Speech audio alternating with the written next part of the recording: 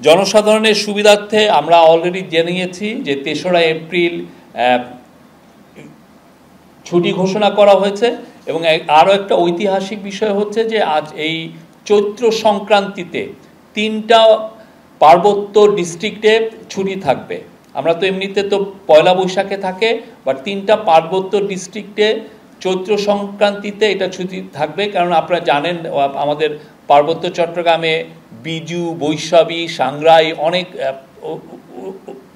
অনেক তারা ফেস্টিভ্যালের আয়োজন করেন এবং এইটারও তাদের জন্য এই নির্বাহী আদেশে একটা ছুটির বন্দোবস্ত করা হচ্ছে। এবং এই ছুটিটা এই আমাদের সমতলে যারা জাতিগোষ্ঠী আছেন বাঙালি ছাড়া, যেমন ধরেন সাঁওতাল, খাসিয়া বা গারো, তাদের জন্য এটা প্রযোজ্য হবে।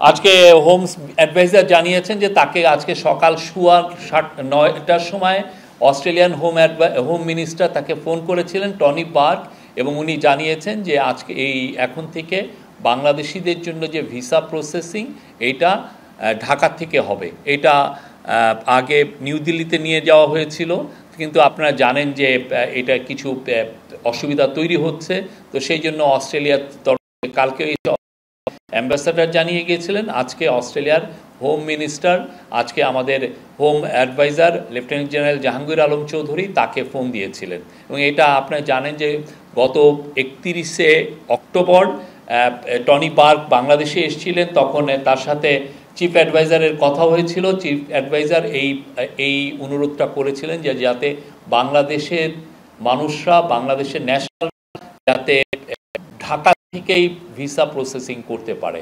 তো আমরা তাকে এই প্রসেসটা এখন থেকে ঢাকা থেকে শুরু হবে।